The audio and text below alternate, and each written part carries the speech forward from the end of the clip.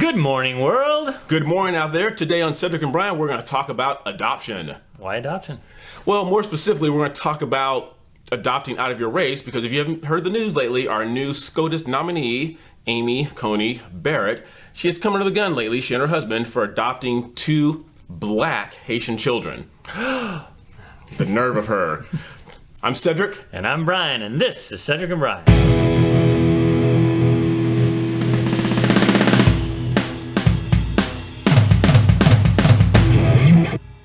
All right, Cedric, since this is for some reason, this is another controversial topic. Should people adopt children that aren't in their race? My short answer is absolutely, positively yes. Okay. Because if we're going to get into this thing where we're not racist and people are the same, then my whole thing is, you have children, I have children, I'm sure a lot of you out there have children. You love your child regardless. Race, athletic ability, academic ability, you love your child. So yeah, I think absolutely that people of a different race should adopt children from another race. So if this is an issue, how come we didn't hear it when people were adopting Chinese babies? Because those people weren't in the public eye, and we weren't trying to keep them from getting a seat on the Senate. Let's just be honest. You mean the Supreme Court? The Supreme, yes, getting a seat on the Supreme Court. But she's in the public eye. She seems like a very loving woman. We're not going to talk about the whole Catholic thing. That's going to be for another time. But just she and her husband, they're very loving people, religious people, and they wanted to pass that love to children. Does it really matter if the children are black, Asian? It really doesn't matter. Well, apparently it does. Yeah, well, it matters to some people, absolutely. Is it only a problem if a white family adopts a black child? Or can a black family, I know it doesn't happen often, but is it okay if a black family adopts a white child? Or is that... Again, the short answer is yes. A friend of mine from college, she's a Korean gal, she was adopted by 2 white parents, and she came over here straight from Korea. Now, those parents have to be sensitive to some of the, cultural differences, because she said growing up, she didn't drink a lot of milk. So when she came over here, her parents kept trying to give her milk, and something that she just didn't do. We've talked about this before, though. We talked about the cultural appropriation. Yeah. And now we get a chance, if you adopt a child outside of your race, and introduce them to their culture, make sure they're aware of it. If the birth parents are still around, I even agree that they should see them. But now you get a chance, you get this opportunity to get involved in 2 different cultures, 2 different races, and learn from each other that way. Okay, I'm going to go kind of on a tangent here. Okay. I do that sometimes. So if you adopt somebody from Korea, that's an absolute different culture. She adopted somebody from Haiti, so that's a different culture. But if we're just talking white and black, American, what's the different culture? Isn't the culture America? Isn't it American culture? Yes. Yeah, absolutely. Why do we keep separating Americans into different cultures? That's what I don't understand. I know I obviously, and you mentioned this before, I think it's more of a southern-northern thing. I think a lot of the things that we consider black culture are southern culture. Right. Because you bring up some of the food, but that's southern food. I was talking to a friend of mine about that. Like I said before, my dad being from Mississippi, my mom from Alabama, growing up in L.A., the dinners were just fattening and high caloric and diabetes causing, but that's a different topic. Fried chicken and mashed potatoes and collard greens. But like you just said, a good friend of mine was talking about this a few weeks ago. That's Southern, whether you're white Southern or black Southern. If you grew up in the South, those are the foods you ate. Yeah, because I was introduced to hush puppies by a white family from Louisiana. Right. So they were white. It had nothing to do with... And so they ate Southern food. And he happened to also be Cajun type stuff, so Cajun food. So I'm just so tired of us trying to separate everything by black and white. And this just seems to be another case where, of course, they just don't want this person to be Supreme Court justice because like we talked about last time, it goes back just to the whole Roe versus Wade. But they got to find something. They can't attack that. So here we go with the black-white thing again. And this really bugs me. Because it's not like, okay, 2 adults, if you and I don't like each other because of our race, that's one thing. We're talking about children here. Yeah, and they basically saved children from poverty in a lot of these cases. Like with the kids from China, a lot of these kids are going to grow up in orphanages, so now they're adopted. Same thing with these, we know about the situation in Haiti. So you adopt a couple of kids that would just be orphans, and this, so we brought up a guy, his name is Ibram X Kendi, and you know he gave himself that X, right? He had to give himself right, that. right. So Ibram X Kendi said, let's read his tweet. So Ibram X Kendi, and this is a guy who has, I believe, a PhD in African studies. African American studies. Yeah, African American studies. So, yeah, it would African studies. That would make sense if you wanted to study Africa, Right. or just history. Mm-hmm. But African American studies. Right. Anyways, I'm going off on a tangent. Right. So he says, and listen to the language he uses here. Some white colonizers adopted black children. They civilized these savage children in the superior ways of white people. Okay, let's just stop there. This is very similar. Remember, I can't help Mariah Carey's husband. Nick Cannon. Nick Cannon. Yeah. This is the very same rhetoric that he was using, talking about white people. Because I have never been called. So I'm a savage. So anyway, so this is his since he's a PhD, this is his thesis. So I guess because the glorious ACB, Amy Coney Barrett, so her family adopted a couple of kids from Haiti. So he's trying to say that this is their way of bringing in their white privilege or something. I don't know. And this is a classic situation: damned if you do and damned if you don't. They adopt two black kids, so now they're trying to. They're being racist in that way, and it reminds me of that great movie that I love with Sandra Bullock, The Blind Side. Yes. Yeah. Well, speaking of Sandra Bullock, so that was fictional. She adopted a black kid, football player. Right. And it was based on a true story. Yeah, it was based on a true story. So Sandra Bullock herself, though, look at this picture. She actually adopted a black child. So, and not only Sandra Bullock, Charlize Theron, who we know is way on the left. Mm-hmm. I'm not sure about Sandra Bullock, but we know Charlize Theron's on the left. Here's a picture of her. She adopted two black children. And then, of course, everybody knows about Angelina Jolie, who's she's adopted her own football team. Right. So is it okay that they did that? I don't know. According to this Ibram X Kendi, probably not. But why aren't we just reaching out? And then, I had these two pictures, Cedric. Check this out. So these are two black families that adopted white kids. Mm-hmm. I know it doesn't happen often, but it does happen. I just want to show that it does happen. And we know that families of all races have adopted kids from China and Korea and things like that.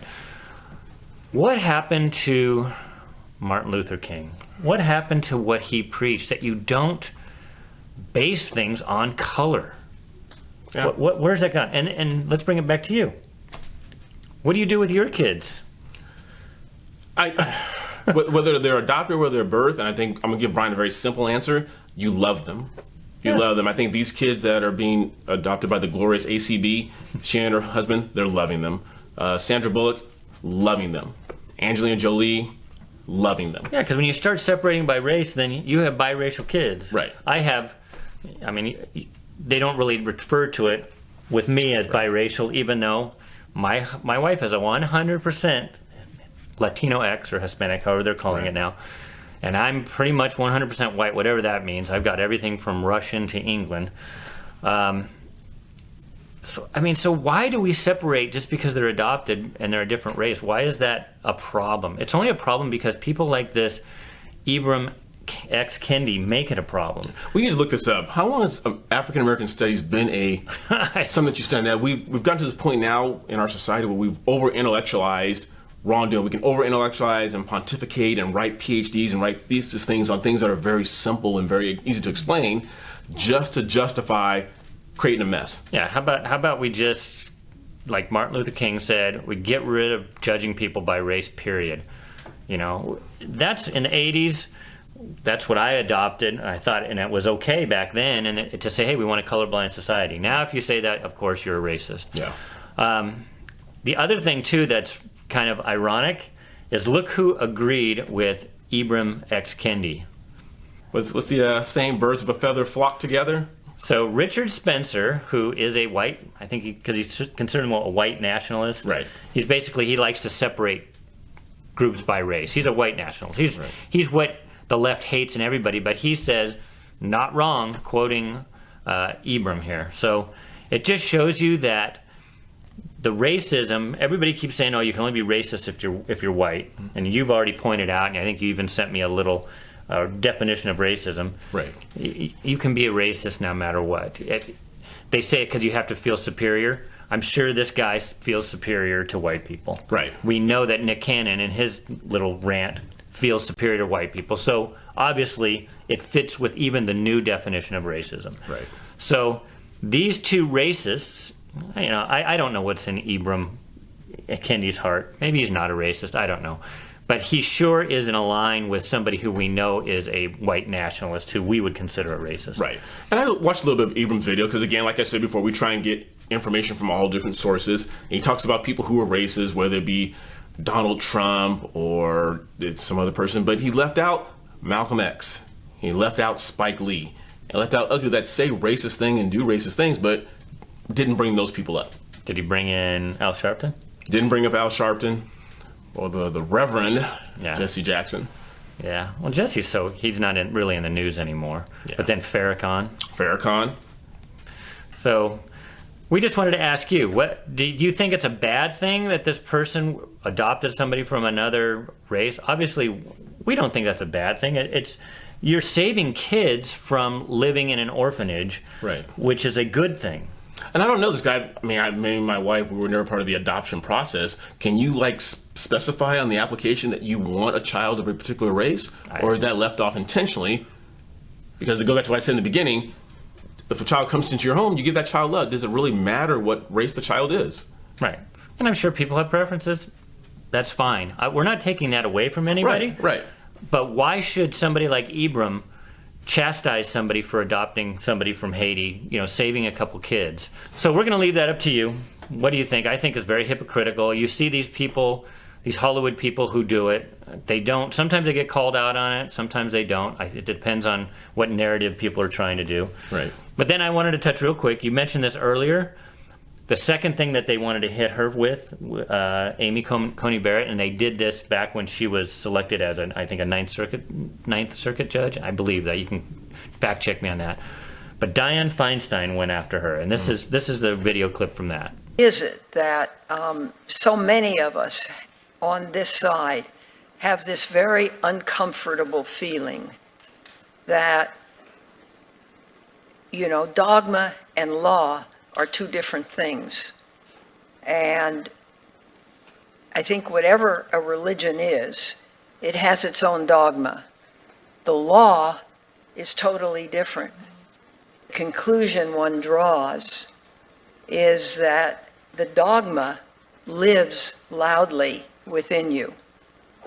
Senator, I see no conflict between having a sincerely held faith and duties as a judge. In fact, we have many judges, both state and federal, across the country who have sincerely held religious views and still impartially and honestly discharge their obligations as a judge. And were I confirmed as a judge, I would decide cases according to the rule of law, beginning to end. And here's what I find interesting. So, for one, Dianne Feinstein using the language of dogma. This is your dogma. You can call anything a dogma. Right. It's a religious view. She has her religious views. Dianne Feinstein, maybe she doesn't have any religious views. She's saying that it's disturbing that people bring their religious views in. Thou shalt not murder. Our laws are based on religious views. Now, of course, if you're an atheist, you say no, it's based on common sense. But a lot of the cultures before religion, they had no problem sacrificing people. That was part of their religion. Right. So in the United States, we're based on the Judeo-Christian religion, and you can add other religions to that say in their religions, thou shalt not murder or thou shalt not kill. Right. So saying that this person is religious and you want to say that that's a dogma, that's scary, please don't steal. Don't murder. Don't covet. These are all things that are from a religious text, and if you're an atheist, I know you can Right. rationalize it away. But this country was based on people that were not necessarily Christian, but they were theologic. We have in God we trust right on our... Right. But like Brian was saying, whether you're atheist, whether you Buddhist or Hindu, or like Brian said, this country is founded on Judeo-Christian values. Everybody's indoctrinated into something. Everyone has what we call a worldview, the way you view the world, way your parents brought you up. And if your parents kind of abdicated that authority, you were brought up by something. You were influenced by either the things you watched, the people you hung out with. You have a worldview, and to say that you're not, you're fooling yourself. No. And I just want to leave this because I'm going to use somebody I'm not going to say from the left because he was not on the not the current left, but he was a Democrat. Watch these clips from John F. Kennedy, who was the first Catholic, Amy Coney Barrett's Catholic, the first Catholic president, and he was getting blowback back then. Listen to what he has to say. But because I am a Catholic, and no Catholic has ever been elected president, the real issues in this campaign have been obscured, perhaps deliberately, in some quarters less responsible than this. So it is apparently necessary for me to state once again, not what kind of church I believe in, for that should be important only to me, and where no man is denied public office merely because his religion differs from the president who might appoint him.